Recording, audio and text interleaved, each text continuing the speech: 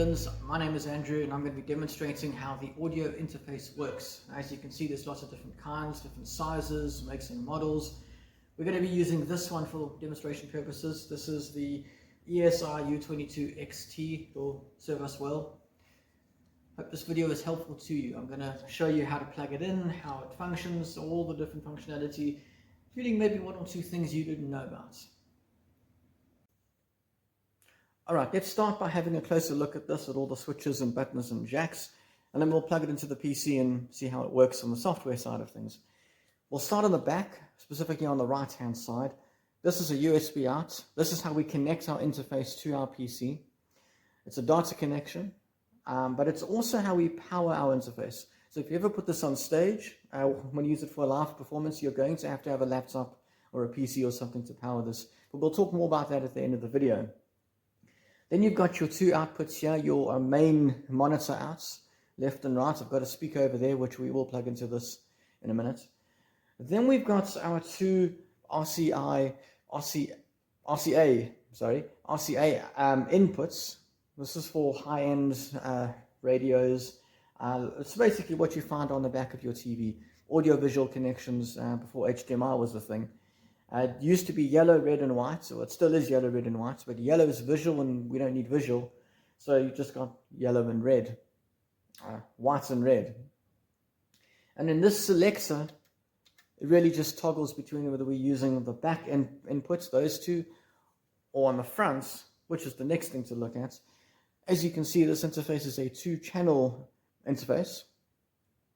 This first channel is kind of like a multi-use because you can plug an XLR or you can plug a Canon jack into here. XLR being for microphones, a Canon jack or 1/4 inch being for instruments, you know, piano, guitar, anything like that. Whereas this channel here is only for Canon jacks. Okay.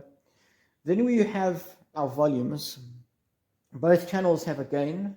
That's your inputs volumes for channel 1 and for channel 2.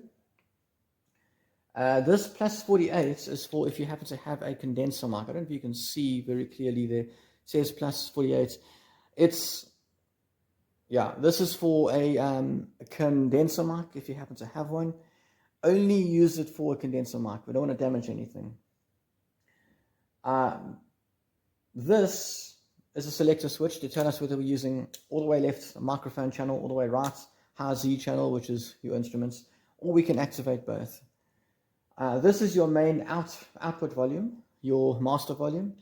This is a monitor volume specifically for our headphones, right? This guy here, this mix volume, is an interesting knob. Typically when you plug these in, you have the volume of the thing that you've plugged into your jacks here, and you also have the volume of whatever you're monitoring off of your system. So let's say we've recorded a drum track, and I want to be able to listen to the drum track to play to it. This allows us to mix and sort of balance those two volumes. If I go all the way to the left, I'm only really going to get sound coming out of these two jacks. In other words, what I'm playing, right, on guitar or singing. If I go all the way to the right, I'm only really going to hear what's coming out of the computer. So that rhythm track I previously recorded. Hope that makes sense. I always keep this in the middle just for starting out. And that, I believe, is the gist of all of the functionality of this. Let's plug it in and see how it works. Now, I like to make sure that everything is plugged in before I switch the PC on. It just helps with to make sure that things are loaded up correctly. But my first step is I always go to the bottom right hand corner here and I right click on this little icon here. It says speakers. My mouse will work. I do open sound settings. And this is just to make sure that the computer is actually picking up on the interface. You've got outputs over here and you've got inputs over here. So we want to make sure that both of them say the correct thing. Normally, conventionally, you'll have speakers, Realtek high definition audio, that's your aux, your onboard sound card. You'll have defaults, which is just Windows defaults. In other words, you'll let Windows choose what it wants to use. And you'll have, in this case, speakers 5-U22XT. That coding there, that U22XT, that is exactly what our interface is, so we know that's the correct option. All I'm doing is making sure that it is actually selected on the correct thing and with inputs also. Now the other thing I can do is I can scroll down, and with your test your microphone thing, we should actually be getting a line here. There should be a blue line, and there is not, even though it is selected as the correct device. So we can check on our interface here, and I can speak into my condenser mic and notice there's no lights there. So let's adjust some volumes and see whether we can't get this to show up as a light. And now not only do we get the first look at our little blue line there, but let's up a little bit more just to make it easier for us to see it. Let's do that, and now we start to hear it out the monitors also. Make sure this isn't too loud because we don't want feedback. That's much better. Okay, we're going to start getting feedback soon if we're not careful. But now, as you can see, we get a decent, not really decent. Let's do that.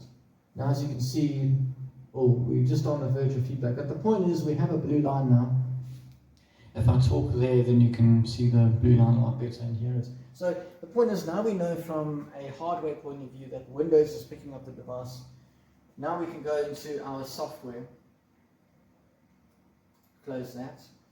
Now I'm going to use Audacity just purely for the purposes of showing you guys how it works, because it's what I find easiest just for testing purposes. This is not what I would use to record an actual demo or anything, but just for the sake of testing. Now you'll notice up at the top here you've got a microphone symbol.